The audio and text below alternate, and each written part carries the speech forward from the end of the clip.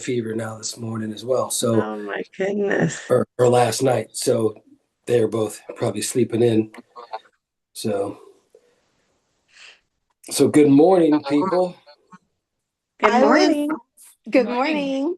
I was so excited about Paul's Sold Mastermind yesterday that I was logging on. I'm like, where is everybody? And there was like 10:05, and I was like, this is weird. So I got on our Facebook page, and then I texted Brandy. I said, where's the Sold Mastermind? Where is everybody? And she says it's Wednesday.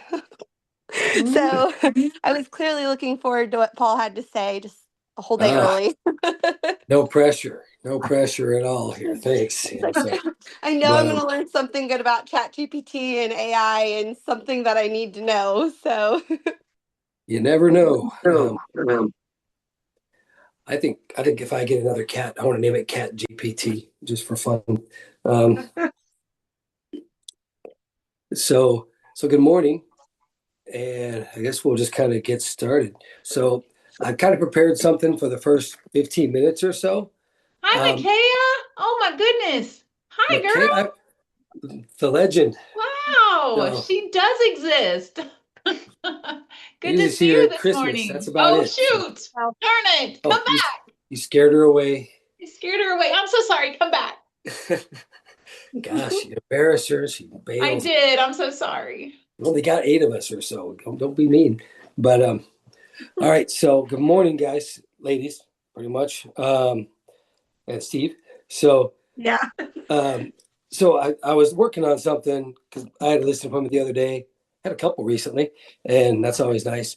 And something that I was kind of rethinking my strategy going into the appointment, and maybe this is probably old news for some of you, but you know, we have a habit of going to a listing appointment and we're thinking about their house and the potential sellers and focus all on that. And and I think sometimes we'll secondarily think about the potential buyer. And that's something I was kind of playing with this week with Chat GPT and just in my head. And and so I wanted to play a game. If I talk about a property and give you guys some information about a home, I'd love it if newer agents, older agents, or pardon me, more experienced agents tell me what kind of Oh, buyer is good. the right buyer for that home. Because we all know most homes have an avatar buyer, right? So if we can go in to a client and tell them, I'm not here to market your house to the whole world. I'm here to market your house to the handful of people who are the right buyer for it. And here's who they are and how this is how I want to reach them. So let me, if you know Phil Jones, I had Facebook, pardon me, ChatGPT kind of write this in the Phil Jones style. So it's going to be asking you questions instead of telling you. So would it be? So I'll kind of read some of this to you, and I'll pretend like I'm not reading. So would it be fair to say that not every buyer is right for every home? This would be what you might say to a potential seller. When I look at your property, what stands out to me is this is really a lifestyle home, and this would be for a home on some acreage. The acreage, the privacy, the outbuilding, the setting that usually appeals to a very specific buyer. Typically, it's someone who wants space, privacy, and room for hobbies or vehicles, not someone looking for a low maintenance subdivision home. Does that seem reasonable? And then, of course, that's, we've talked about that before, anchoring things, having questions, and trying to get the people engaged. Um, so, so then you'd get into asking them more questions and just kind of say, so rather than trying to market this to everyone, what we will do is focus on reaching buyers who already value acreage and lifestyle. That means highlighting the land, the setting, and how this property feels to live in, and then targeting those buyers through social media and online marketing where they are already looking. So let me ask you guys, who do you think would be give me the demographic for someone wanting to buy a place like that? Say 3 acres, an outbuilding. Maybe it's a ranch, maybe it's not. Who's going to be the ideal buyer for that? As in age? Sure. Or the type of family or whatever. I would say not a single woman. Okay. Right. That would not be That's your fair enough. target. That's fair. I Rule agree. that group out. And of course, we're not doing any kind of marketing that excludes people that would affect Right. fair housing laws. Just Right. get that out of the way, just in case Darren gets on here. So, but there are most homes have a demographic, right? My mother bought her house when I was in kindergarten, so 25 years ago, and in Belton, it's in Lacey Estates. It's a 3-bedroom, 1-bath ranch. Believe it or not, it was like 49,000, something like that. No, it was less than that. It was like 28,000. And Yep. they bought that house, and it was my mom, stepdad, me at 5, my brother at 9. Who do you think is the ideal candidate for that house if we list it today? First time home buyer, no kids. Or a family Or with maybe a young family with a Yeah. couple of kids? The, Yeah. the demographic hasn't really changed. That cheap bottom of the budget house is still going to attract the same people. In this case, it's going to have your potential first time buyers and probably some investors. Or Right. maybe even So- some downsizers. Maybe. Possibly. It's a ranch with a washer and dryer in the basement. Oh, So that is okay. going to eliminate some of those older folks, right? Some of us So- old people. Right. Mhm. So, and it doesn't have the master bath, which somebody who's had one forever would have a hard time going away from. Yeah. So if I were to go in there and tell my mom how I was going to market her house, she's got wood paneling in the living room. It's pretty cool. The shag carpet's gone. We got the original cabinets. There's no dishwasher. If we were looking at first time buyers or investors, who's more likely to want that house the way it is? Investors, probably. Right. So I would tell her, okay, this is the price range I think we're at. But if you don't want to do anything to it or you're unable to, we're probably looking for an investor or a lower range, the lower of that price range, right? But Mhm. if I say, if you could paint, get rid of this paneling, update, maybe do a little work in the kitchen, new faucets, get rid of those light fixtures from 25 years ago, and do some other stuff, we might appeal to a first-time buyer who doesn't have any skills and can't do anything themselves and wants a move-in ready house, which could maybe get 20 grand more. So how would we market those homes differently, is what we need to really consider, and how we can tell them, you choose the price. Do you want me to market towards those investors, or do you want to put 5 grand into it and get 15 or 20 grand more and market it to those younger first time buyers? And keep in mind, they may ask for closing costs, so just kind of, I don't know. That was kind of something I was thinking about, how we market the different people and how we, the same house can have a very different approach depending on that seller's ability or financial position to prepare the house. Yeah, So I'm rambling. So what are your thoughts? that's a great point, Paul. Especially like the Lacey type houses that you just described. Those are going to be our entry level type houses, possibly, move up people that have really been in the lower price range, but let's call it entry level. The seller really has a choice, and the choice is I can run the as is play, which is likely, not always, but likely going to cater to the investor type mindset. Investors have to look at potential cash flow, the rents they can get out of the house, not to mention what they still might need to do to the house to put it in their portfolio. Whereas if we can find the money to get the house up to what you deem is the condition where it's going to have broader appeal. So your first time home buyers and maybe people scaling down or whatever that looks like. It's, the old spend 5 to get another 15 is probably applicable there. Maybe, spend 5 to 10 to get 20 to 30 wouldn't totally surprise me. But Right. many houses, can swing both ways. If you have a seller with no resources or is under extreme duress, sometimes you have to run a certain play just because of circumstances, even though the math would be so much better running it this way. So many divorce cases are that way, where they just simply aren't going to cut a check. They want to part ways. They leave a little money on the table, so be it. They're looking at speed and efficiency. Well, and it's also maybe those people that have health issues and going to Foxwood or something, or maybe they passed and their kids got the house and they don't want to jack with anything because they Very can't get along to make any decisions. Never experienced that. So that's just something I was thinking of, and really being intentional when we go meet with people about selling their house. Be prepared to talk about the potential buyers and how you're going to find them. And I think that most of the other agents, if they're meeting with more than one, which most don't, if they are, you going in with that approach, I think can set you apart, because you're not just telling them they got to fix this and that on the house. You're telling them the way it is now, I think we can get this kind of buyer. If you do a little more or do something else, we can maybe get this kind of buyer, and I'll market to whoever you want me to market it to. And I think that's just just a little more different approach to finding the people. Because if you try to market the house to tell them you're going to market it to get 50 showings, how many of them really want that house? And if you market it to get 5, especially in this market, 5 quality showings, you might get 2 or 3 offers, and that's more than enough. I think you got to remember too that people that are whoever you're marketing to, that's fine. But there's people, for instance, me being 63, I could be looking for a house for my 30-year-old daughter or a 20-year-old daughter or my grandma, or you know what I mean? So Sure. you can't really exclude those people either. No, it's not about excluding, it's about focusing.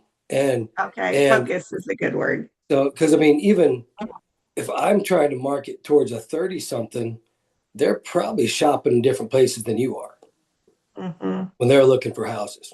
So they're maybe more looking at Instagram reels and stuff, where you're maybe not, and that's part of, just keeping that in mind. But so I did something playing around with chat. Where's it at? I apologize. I woke up at 3:30 this morning, so I was on Chat GPT for several hours. So I got a lot of crap to look through. But if anyone else has something, go ahead and bring it up, and don't be waiting on me.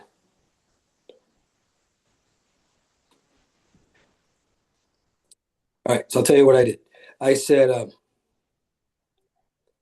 to Chat GPT, I said, scrolling up here. Sorry. If you've been in there much, you can scroll a while sometimes. I asked it to look up my mom's address and tell me all about the house and who the buyers would be and how I would market to them. So if you're in a neighborhood you're not familiar with, looking at a house, you can get some pretty easy information. So it did that, and it came back. It, of course, tells me single family home, 3-bed, about 950 square feet, built mid 20th century, estimated value range 125 to 180. If you know anything about Lacey Estates, that's probably low. I think she's probably looking at 2 to 220 if she did a little bit of work. 9,000 square foot lot. And then it goes on. I said, who's the ideal buyer? It says first time home buyers. And then it tells me why. Size and price point, make it accessible for buyers stepping into home ownership. 3 bedrooms is functional without overwhelming space. Smaller homes are often easier to maintain for someone new to owning. One of the biggest things that young buyers complain about recently is not realizing how much money they'd have to spend on taking care of the home once they bought it. I don't know if you've ever had those conversations with people, but I can't say that I always have informed them of how much they need to think about and budget for maintenance. Likely lower mortgage payment compared to larger new homes. And then it talks about, proximity of Belton to KC. What motivates this buyer? Building equity instead of renting. Lower monthly housing expense. Opportunity to personalize a starter home. Common segments: young professionals, newly married couples, small families just starting out, people moving out of apartments. So that's some pretty worthwhile information. So you can tell it, okay, help me make a marketing campaign to those people, write a property description that's going to attract those people, create Facebook posts, all that stuff. You can have it just do all that for you, and then just plug and play and put them wherever you want to put it, or wherever it suggests you put it. And then the second buyer profiles, investors, second home rental people, because of the size, the price, the location. knowing Belton's not real screwy on rental property rules, like Casey Moe has been more challenging from what I've heard in the last few years, things like that. Um, and it's a lower price point. If they just kept it for a few years and then wanted to get rid of it, they're still probably going to make some money on it. Higher price point home to rent, you might take a while to make anything when you sell it. So then it talks about tailoring the message for first-time buyers or for investors. Tells you where to put it. Facebook ads, a great tool for first-time buyers. Target by age. We have limitations on targeting ads on Facebook, but the text you use can still be geared towards a certain age group. Local community groups, buy-sell groups, even Craigslist and Marketplace for selling these homes. So then it talks about time showings on weekends with themes like first-time buyer open house, first-time buyer friendly open house, or investor preview. I've never thought of that before. Calling an open house an investor preview or something. Never crossed my mind. So that's just some of the stuff that I was playing with and that I think it's kind of worthwhile stuff. So you guys have any thoughts or questions on that? I like it, Paul. Yeah, Go ahead. sorry. I usually when I'm talking to a first time home buyer or first time home buyer, they're like, yeah, we can gain equity in our house and all that, this, that, and the other. And I'm like, yeah, you can. I mean, that's a potential to do, but remember, you just can't live in it. There is upkeep and there is like every year you should do something to make sure that your house keeps its value, is what I tell people. And so that way, when you go to sell it, you're not so disappointed because you need a new roof, you need new AC, you need new appliances, you need new fixtures, you need all these things. It's better to do those along the way, I feel like, and paint every 5 years and stuff like that. Don't just expect to sell it and gain all this money because that doesn't usually happen. And they're also gonna have basically a to-do list from their inspection, Right. aren't they? I mean, the inspector's gonna have, Yeah. they're gonna have the things you asked to get fixed, but there's always all those little things that maybe you didn't. So that alone, you could kind of advise them, hey, this is not just for when you buy it. This inspection report gives you a great place for projects you might want to do over the next couple of years to get taken care of. And of course, you can provide them with a plumber and other contact information to help with those. So, Hey, Paul. yes. One of the things I was thinking about too with these first-time home buyers, so important. It's their first investment that they're making, and Lonnie's talked about this tremendously, and so is Todd when he comes in the meetings. Is there any way we can get these kids on a 15-year note or a 20-year note? Because they're probably not staying in this place for more than 5 or 6 years anyway. They're going to step up into the next property. They have very little equity gained other than what the market's doing as far as the lifting, which in the last 5 years has been awesome. But let's ignore that. And then over the course of time, they would have some equity. But man, it would be so much more powerful if we can consult. And I work really hard to do either that, get them on a 15 on their first home, or talk to them about the process of working to make that a hold property, make that their first rental, and buy their next property, depending on what their trajectory is with their career path and things like that. But working on that along with, I love the maintenance list because you don't know what you don't know, and having those vendors and providers delivered to them, and little videos that we shoot and marketing. Hey, do this, check your filters. This is, it's that time of year to take a walk around the outside of your house. Things like that, I think are paramount for these buyers to be able to help hold their property value, increase it with the value on improvements, and then also paying it down quicker with a different style of mortgage versus just the 30 or possibly the 50-year note now, right? Sure. I hope not. Of course, if they've made a decent down payment, that does give them some leverage too, where they may have some equity right away. Exactly. Yep. So, but which, and then also on that note, if you get this 30 something or 20 something couple, they're Todd's got them pre-approved for 250, maybe encourage them to spend 220.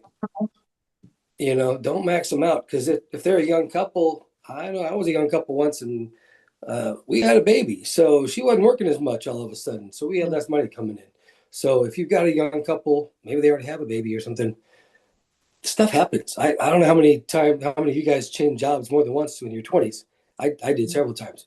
Got divorced a couple times too. So life throws stuff at you that can really affect your income and make you all of a sudden not be able to afford your house payment. So that high school car maybe breaks down by the time you're 25. So things like that. We got to educate these 20 somethings a little bit when they're buying a house, I think, and so that's my thought. I know Josh is figuring some of that out as he goes himself, being in that category. And also, if they're not able to do the 15-year mortgage or whatever, you can make sure that they know they are able to make principal payments, So one principal payment a year or whatever, I believe it is, don't hold me to it, but it can knock off like years of payments. Right. And of course, if their home is one where some sweat equity can make a big difference, investing some money in that can be pretty worthwhile too. Flooring and paint and new appliances, things like that can make a decent difference too. Especially when you're buying a AC Estates house that has the fridge from 1985 in it or something. But all right, what other thoughts you guys have on this topic? Anybody else? But I do feel like first-time home buyers should not be renters.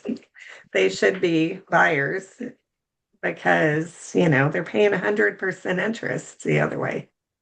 So I have something that I tell all my clients is that they should have a home savings account.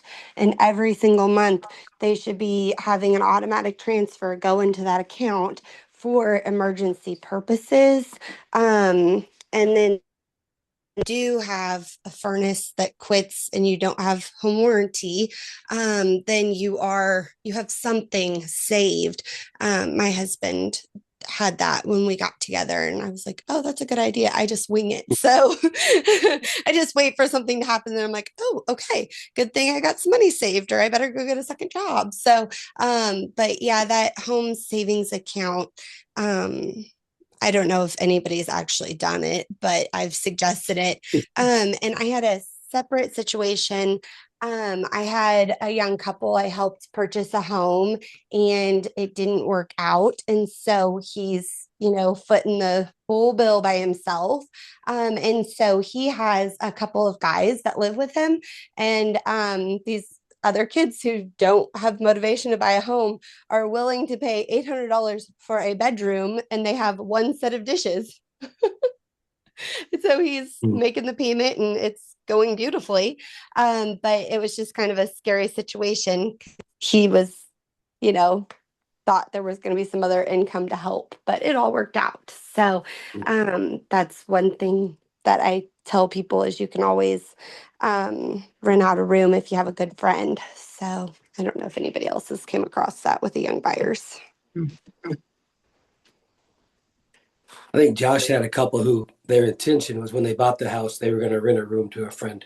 And I think it's like that particular young buyer, she's a financial planner. So she's pretty smart with her money and other people's money. So that was kind of her plan all along. She's like, okay, we can rent this room down here, and it was going to cover about a third of their mortgage. So it's like, Perfect. Why not? Yes. Speaking of which, Shelby, so first-time home buyers that aren't married to each other, I do give them a little education on that. If something doesn't work out, what's your plan? Because inevitably it doesn't work out, if they're both on the loan. And then you've got, especially if one of them that wants to get out of it, put 50,000 down, which is the issue that I had. And he wanted his money back before he left. So then the parents had to come in and buy the house and give him his 50,000. So, I mean, it is a worthy conversation because all's good until it isn't, if they're not married. So, anyway, I do educate them on that piece to say this That's is what good. can happen, you guys. How does that work if I have a couple, she's not going to be on the loan because of her credit, but she's going to be on the deed. So if they split up, because they're not married, if they split up, what happens? If they're not married and she's going to be on the deed. That's what they said. That's odd. Don't So do should it. we say Smart on no? her part. It's not for us to say, but is the lender okay with that? I don't know. It's your brother. I don't, maybe he doesn't know. I'll ask him. You know, There, they there's, they there's, they might plan to add her after close or something. I've seen that before. I would add her after the wedding. Just a personal statement there. That's But right. I had that's a what I said. I said, why situation. won't just get Yeah. married? Yeah, I don't know if they have intent to get married or not, but I had a nephew that was engaged or dating a girl for quite some time, and he was buying a house, and she was not going to be financing it.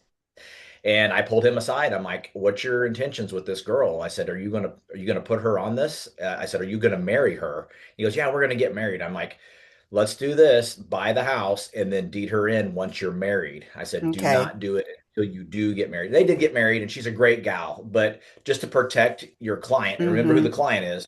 The person financing it is the Okay. client, right? So just pull. I have those conversations, and it depends on what the dynamic of the relationship is, and you have to Yeah. read that. That's part of what we get paid for, but protect the person's finances that's buying the house at all costs. Okay. And if it is around a relationship because they want to be nice and give some ownership to a person that has no skin in the game, and that person could leave Yeah. at any time, man, that's dangerous right there. Especially if they're putting $100,000 down. Or Yeah. $2,000 down. It could get really dicey. VA Nope. is very picky about you being married to be.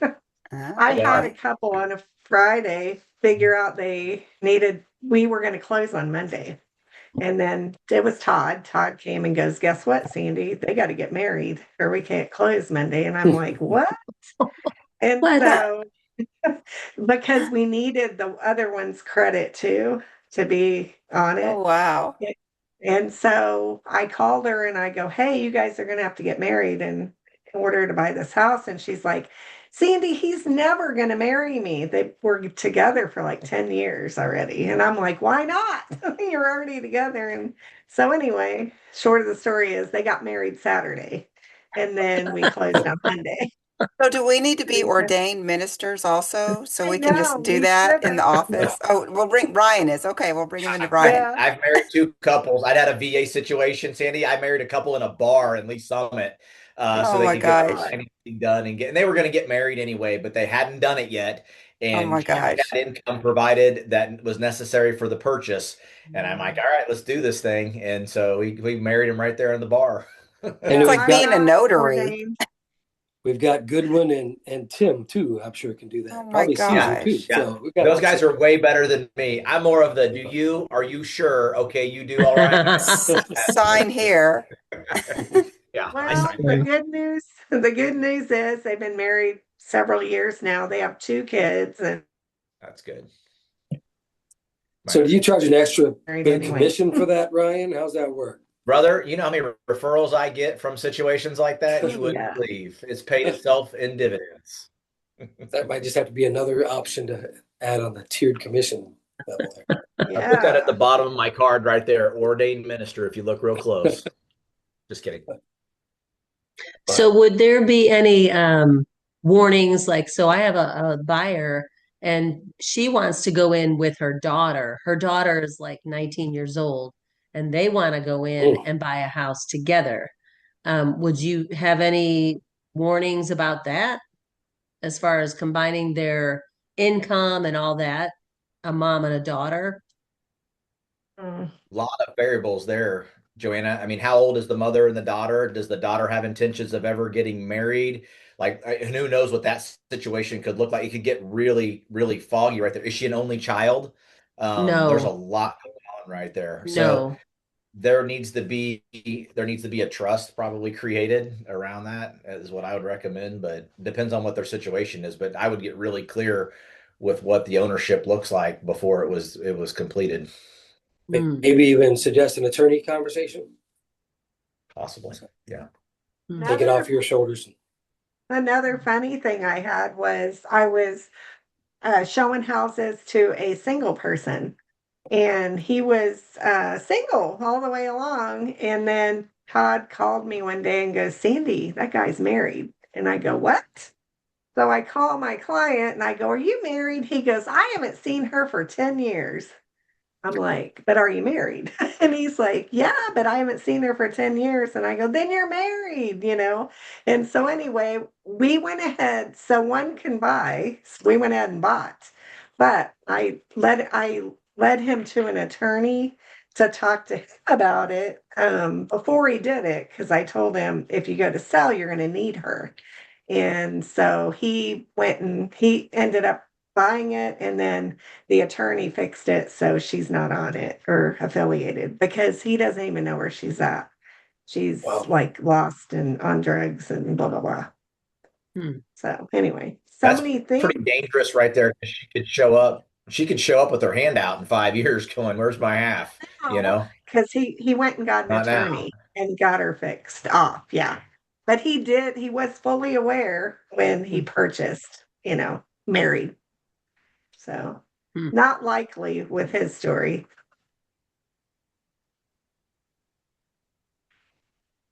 But anyway, so you got to make sure people know what married means. It means married, no matter what, seeing them or not. Yeah, liking Ability them. is important. It doesn't matter if you like them at that point either. So Right. some people don't like people they're married to and share a house with still. So that happens. But so anyone else have anything interesting going on lately that might be interesting or fun to share with the group? Hey, so just I'll share this real quick. When we were playing that game the other day, I was picked for like an interesting story, and I couldn't think of one right offhand. And I shared this with Lonnie, but one of my clients, the day before closing, he was buying a house and he had a girlfriend. She was not going to be on the house. They got in a fight and they were drunk, and she called the police. The police came and arrested him and took him to a My insane gosh. asylum. They took his phone and they took all of his stuff. So she calls me at 4 in the morning and says he's in an asylum place and he won't be able to get anything for 3 days. And we're supposed to close the next morning. So crazy, crazy. He did get out. He did call me when he got out, and we closed. But that was a weird story. That Very is. weird. I had a So weird one with Brent Goodall one time. So it was an acreage property, and I just felt like I couldn't deal with this person. And so I told Brent Goodall, here, want a referral? And he took it. And there was a pond directly behind their house. So closing day, I happened to be walking in the office as Brent was walking out of the office, and he goes, oh my God. I said, what? He goes, we just closed, but you'll never believe where I had to get this seller. And I said, where? And he goes, out of the pond. She had to tell him to get out of the pond, change clothes, and come to close. He brought him to closing. That was crazy. I was a Zillow lead, by the way. Wow. Bates Mhm. County by any chance? Okay, I want to go Uh, it, sidebar on Brent it Goodall was, real quick. Can I? yeah. Because just a funny story, just remembering Brent, what a great guy. Hopefully you all got to know him, and I went to high school with him and grew up with him, and just a great guy, would do anything for you. And Would. he came in one time and he's all bandaged up and beat up, and I'm like, Brent, what happened? And it was wintertime and he was working out at his property underneath his van, and it rolled out of gear somehow and drug him down the driveway towards his Oh my pond. He thought he was going in the pond underneath the van. The van ends up running him over. He gets out from underneath of it, and he just keeps going. Like he didn't stop. He didn't miss a beat or a day. He had to go to the hospital and get, bandaged up, I guess. But the guy comes in like he just wouldn't quit. He had no quit in him. And I love that about him. And just funniest things would happen to Brent because he was always doing something and it wasn't usually safe, but he was going to get it done one way or another. But that guy was tough. I'll give it to him. He was. He was funny. He was a good guy.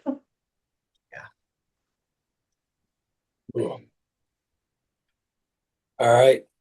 What else do we have, guys? So let me ask a question. So I have a home that's one of those villas that's maintenance provided over in Overland Park that's coming up, and it's the paint is like a brown, like from the 20 years ago, like really not nice, and then the carpet's 20 years old. So would you always recommend, paint and carpet if they could afford it? You would always recommend that, right? To make it look new again anytime you're listing a house, right? Even if they say, well, I want to sell it the way it is, but they really don't understand everything that we understand. So you would always encourage them if they could afford it to do that, correct? One of the things I always say is if they say, well, should I? That means they're anticipating it. So I usually say, well, about as far as carpet goes, $3,000 or $4,000 worth of carpet can cost you 10,000 in price. Mm-hmm. Because the minute they go in, they're going to go, oh my God, I got to replace all this carpet. Paint, Mm-hmm. same way. So yeah, I would have it fresh in this market. I think every time fresh, there's maybe the rare exception, but it affects not only the appeal when people walk through the door, it affects the photography. And let's face it, most people are looking at these properties in their jammies at home first. Another factor is many people may not have the resources to go in and spend X amount of dollars on carpet and paint. And even if they do, what we find is they have no idea what the true dollar equivalent is to that. Right. So they look at it and think $10,000 worth of carpet, and I'm like, 3,500. It's like, I don't know what you're thinking, and that includes the agent, not just the buyer. Same with interior paint. They overshoot what they think has to be committed to. So if there's something that's a little bit more turnkey, I would say the bulk of buyers would lean towards the turnkey, which is what you're going to advise them in most cases to present. Yeah. So if they have the resources, now I also get well, what if we pick the wrong colors, or what if they come in and want hardwoods? That's all those things are possible, but stay neutral with the colors. We've never had one problem with that. And if whoever buys it comes in and puts in hardwood, so be it. I have had one, and I've had one in a similar situation where they didn't really have the money to replace the carpet, but to eliminate that exaggerated thing that buyers tend to think, we got a quote for carpet. And we told them, the clients will pay for this out of closing. You can pick the colors. It still didn't help the photography side of things, but at least it eliminated that exaggerated mindset they have of what it might cost to get it done. And we had an option for them. If they didn't want to do carpet, then they could do other flooring. But my people just didn't have the cash to do it out of pocket because they were trying to avoid foreclosure. And Joanna, so I have a question about gifting clients like at Christmas time. Lonnie, you always talk about your top 20% or whatever, your real good people up at the top, people that have been, bought houses from you and did a lot of business. Do you guys buy gifts for these people at Christmas time? Or do you just send them a card? Or, I mean, what's the norm? Because I'm seeing agents gifting a lot of stuff to people, and I'm like, are we kind of supposed to do that? Because you kind of get a lot of people after a while, and so I'm just curious, what do you guys do? We don't. But for us, the very top of the pyramid, those relationships are, we're probably having dinner with those kind of people on a regular basis. There may be a bottle of wine in a bag that we drop off for them, but that's just going to be a handful of people. Our best Christmas cards we put out are going to go to the top of that pyramid. Those people with a personal, handwritten note to it, so it doesn't just look like a cookie cutter. And then as we move down the database, it becomes a little bit more generic. But for us, we're not out there buying things, but it doesn't mean there's anything wrong with doing that. But I personally don't think there's a standard that I have to spend X amount of dollars, per client or any of that kind of thing. Yeah. Okay. For the last, I think this is our 5th year, we're delivering cookies and stuff that we made to all our people. And, some of them, it's the only time I go to their house all year. So it's kind of an excuse to stop by and talk to people. I don't know if it's a great thing or a bad thing, but, a lot of them, I end up, Ashley was with me. And the last few days, we ended up having a half an hour conversation with some people sitting on the couch. I wouldn't have got in that house any other way, probably within the last year, if I didn't really go over with a sales perspective or something. So giving them free stuff, they let me in the door. So, and it's just cookies. So we baked. But I don't know, not for And everybody. I don't have a standard. If I have time to do something like a card or something like that, but I don't go all out either. It's too hectic to me. Yeah. Yeah. Well, and it gets very expensive too. If It you're going to does. try to buy a basket for a client that was a great client, but it's like, it's yeah. Okay. Like Ryan was shaking his phone. I call people and wish them a Merry Christmas or whatever, but I don't go into Okay. all that. There are a few people like this year's clients. I do try to think about them. That's their first Christmas in their house or whatever. I think that a card and like a Starbucks little gift card, that I do that. And if Mm. they don't like Starbucks, they can have a hot chocolate. Who doesn't like hot chocolate? So I don't know. I was Okay. talking with Ashley as Something. we were driving around all over the place delivering cookies. And I went down one rabbit hole with a client who was referred to me by her mother, who's like 2 years older than me, who knew my brother in school but didn't know me. She referred me to her daughter. From that daughter, I've done 9 deals. Yep. From the daughter, the Fizbo that daughter bought the second house from, I did 3 deals with that couple. And then, so it's like that that's a lot of money I've made. She may not even be aware of all of it because of that one referral. They get a little extra attention. So, and Well, I think I that, do give those people attention. When they refer me somebody, I immediately get on AM cards and send them brownies or that cookie cool. and thank them. But that's all I do. So I think like Lonnie said, they don't all have the same value in our database, So, but But I do reward referral people, no Mhm. matter, even if they don't buy. The Right. The behavior. minute they refer it, I send it. Right. Yeah, you want to reward the behavior. They Yes. won't know the result of the behavior typically, but we got to reward the behavior and reward it right away. Yes. I had one great couple I worked with. Their son married Johanna's daughter and totally messed up my plan for keeping in touch with them. Yes. But that's all right. So they have 2 realtors on that in the family now. So kind of screwed my things up there. But that's all right, Johanna. So you got grandkids out of that deal too. But, Also, when you add them to your downline, you lose them too. yeah, They become their own. if they stick with it. But Mine cool. seem to be doing okay, my little downline people. Awesome. So the elusive Micaiah has the day off and she's on the call today. So it's good to see her because she wants us to call her out like 3 times in an hour, So it's good to see you, Micaiah. I didn't go to the Christmas thing, so that's like the only time I usually see her every year. So um, who else? Steve hasn't said a word. Steve, you got anything going on? The only thing I've got going on is I still have that Kansas City house I would love somebody to help me get rid of. I've had it down for about 220 days.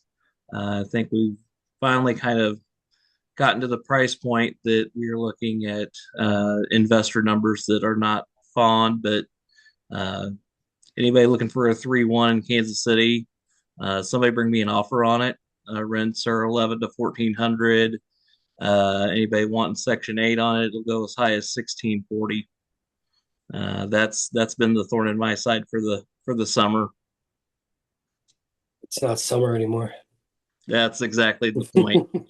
Just kidding. Just kidding. It started about $30,000 higher than I initially told him. And now we're kind of getting toward the bottom of where I told him the range was, because we started about 6 months late in getting the price point down because he didn't want to make the changes that I told him was necessary to get it sold to move on to the next project where all of his profit is actually setting. So, Ryan and Lonnie, is there a point where you cut a client go like that? Or you just keep it going and maybe sell it someday? Their motivation to sell is still there. We're going to hang in there with them. In this case, this deal creates the potential for more deals, if I'm understanding Steve correctly. Oh, So we're gotcha. certainly going to hang in there. At the end of the day, it's probably priced down pretty close to where it maybe should have started. And, but again, you get into certain locations, not just price ranges, but certain locations that it's like what we talk about a lot of times. We can't make the market any better or stronger or bigger than it is. We were talking about an agent that had a $750,000 log home in a rural area. 750, wow, that's really nice. But a rural area log home with one garage. It was Teresa's property. This is different but similar. The market is just what it is for those kind of properties in that kind of location. And there's a point where, as an investor, taking a small loss today is often just a decision you have to make. For the guys that are in our company that are doing some flips and things like that, most of them would tell you sometimes the best deals they ever did was just taking a break even or a small loss and moving on. Nate, does that sound familiar to you? Yeah, absolutely. Yeah. And Jake, we just don't. Jake, that. Yeah, me. I can just tell you. Thanks for the reminder, guys. Yeah. Never forget. I'll go write it on your wall. That's a good lesson, though. And Jake, you kind of talked to me a little bit about some difficulties, and sometimes you get the big wins, and like Lonnie said, sometimes you just take the L and learn and move on, but get the money back and put it into something else. You didn't make any, but put it into the next one and make you something there. So sometimes if you're Jake Heath, you'll build garages, like an extra garage, if it didn't have one, right? He's not listening, but yeah. I am. Yes, that was my garage too. Yes, there you go. That house was, yes, some sort That of was a thorn. Yeah. No, the Lord was teaching us something through that. I'm not sure what, but it was. Yeah. Yeah, It was pretty though, I thought. It was a mystery. Yeah, like you said, you win some, you lose some. Yeah. Sometimes you get an empty home like that, and you've got the risk of pipes freezing and things like that because it's unattended. Or, you had a power outage, and all of a sudden, if the water's on, you got an issue like properties too. Yeah. And nobody ever broke in. I did have a funny story though. I went out to show it to a guy. It was a man, and it was actually, it was the dad and his daughter. Daughter and son-in-law had bought a house down the street on some other land. And so he was looking at this. So we're out looking around and had a big porch on it. For those of you that remember, had a big covered, porch on the front. And in the outbuilding, the garage. And so while we had been out there, we heard this crop duster flying around. We're like, oh, I hadn't heard that before. And you know how low they get, how crazy. So we're like, oh, that's cool. It's going. So the dad goes out to the garage and he's looking at that, standing there. The daughter and I are on the porch with the roof, and we're standing there talking to the dad. And that crop duster went over again and dropped right on top of that man. He got covered in the fertilizer or whatever it was that dropped out of that plane. Something toxic, probably. Wow. Died. He's like, oh yeah, he didn't buy it. I don't know. That didn't work out, but that was. Oh my gosh. We were all just like, what just happened? He just dumped right on top of that guy. It was not good. Not the house for him, was it? Mm-mm. So something I came across unrelated to that, to crop dusting. Josh is a crop duster sometimes, but that's unrelated. So I was showing a house, one of Devon's listings in Pleasant Hill the other day to a Biondo kid. Most of you Belton people know Biondo people because they're everywhere. But showing a home to him, and this house is a vacant house. and it was 15 degrees outside. It was 34 degrees in the house. So um, I could have just left and not said a word, but I hollered at Devon. He's out hunting somewhere, but he called the owner and said, "Hey, go check your furnace." So I had a house a few years ago. I had listed. I have no sense of smell. Showing agent came over, showed the house, said, "Hey, you got a gas leak in here." Like, shit, that ain't good. So, oops, shoot, that's not good. So I called Spire. They came out, and yeah, there was a gas leak, so we got it fixed. So, um, as showing agents, that's something we can really help someone, even if we don't do any business with that person. We can really maybe help another agent and homeowner save some money and save maybe a lot of money if a pipe freezes and causes some problems. So just something to think about when we're showing places. So just a thought.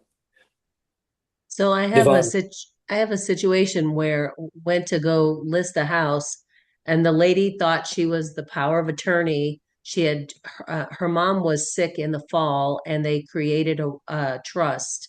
And anyway, to make a long story short, they never did a quick claim deed to actually put the house in the trust.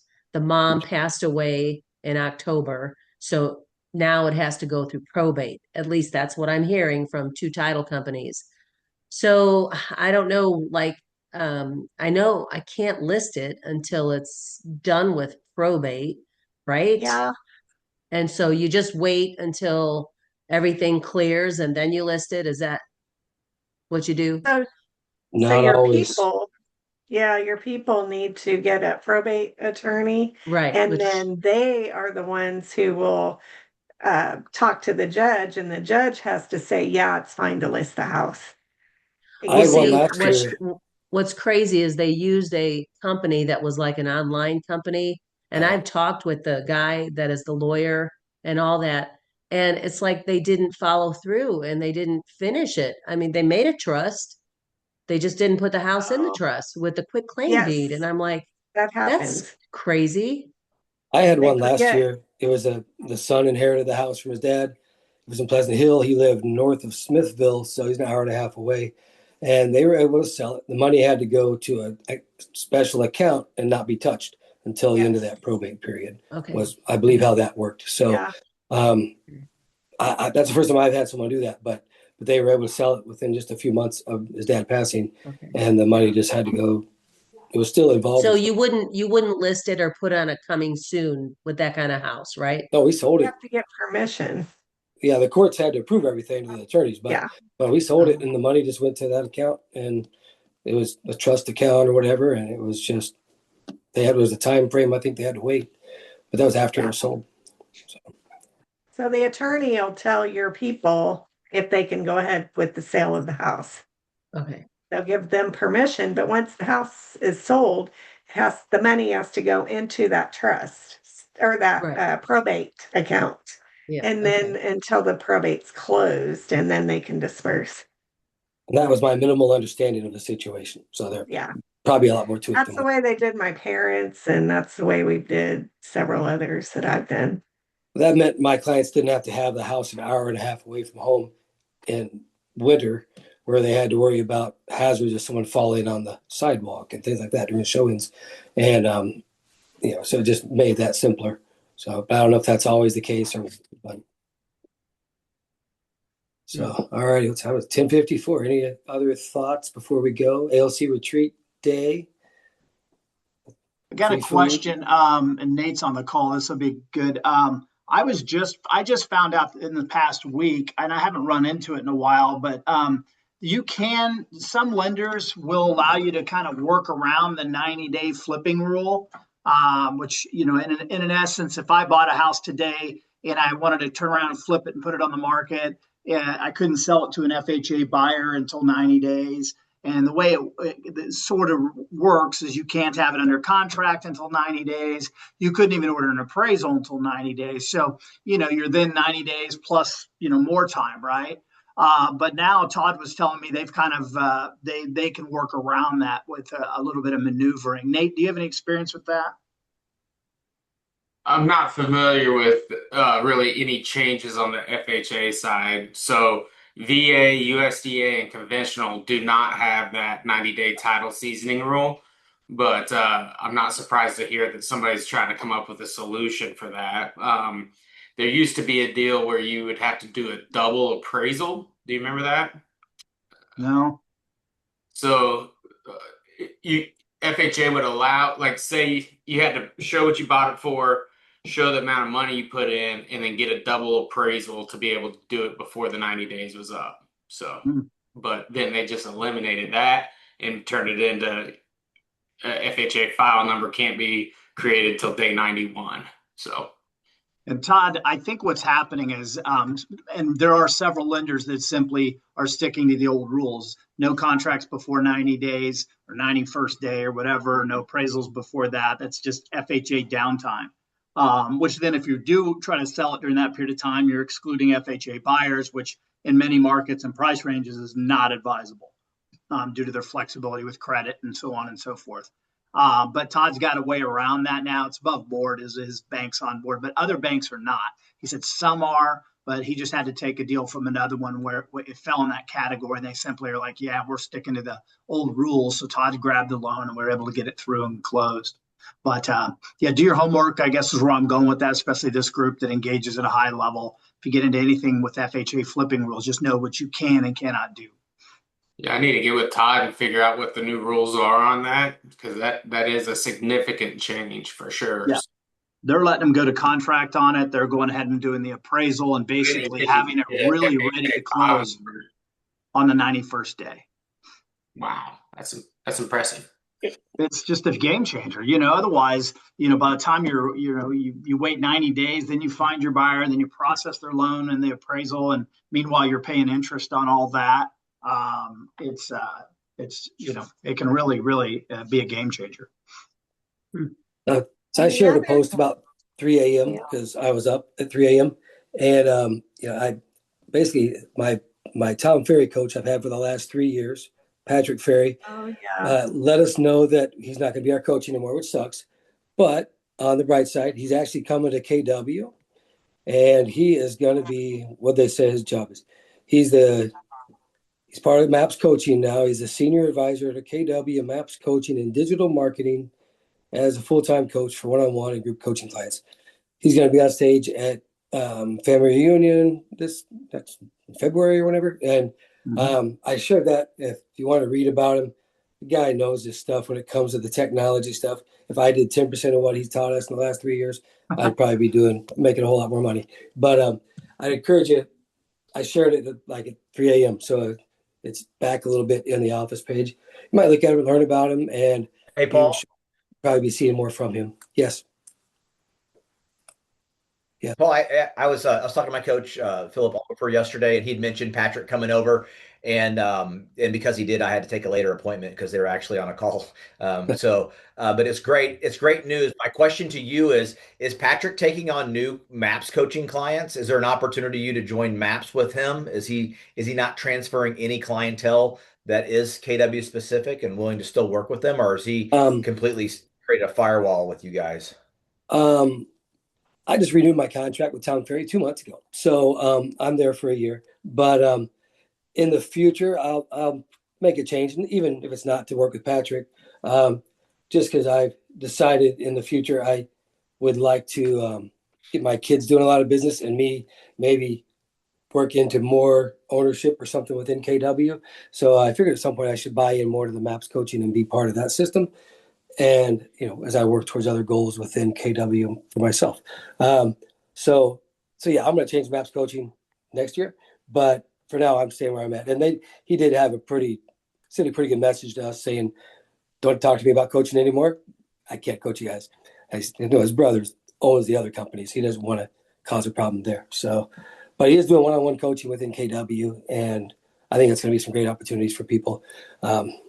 So thought that was cool. So, yeah, the leadership is pretty excited. I know an OP call this came up, and they're excited to have him. He's obviously, his last name is synonymous with growth and development and coaching. So it's a great thing for KW. I know they're really excited. Yeah, he said Gary, he couldn't turn down what Gary offered, is what he told me. So it's kind of cool to leave a family business that he's been in almost all his life. He's been in his dad's or his brother's. Yeah. Must be worthwhile and worthwhile for his future as well as his family and stuff too. So it's kind of cool. Yeah. But cool. That's all I got, guys. Happy Well, ALC thank you, retreat Paul. All right, today. we'll see you guys. See you guys. Have a great day. Bye. Thank Merry you, Christmas, Paul. guys. Merry Christmas. Thank you. Bye-bye.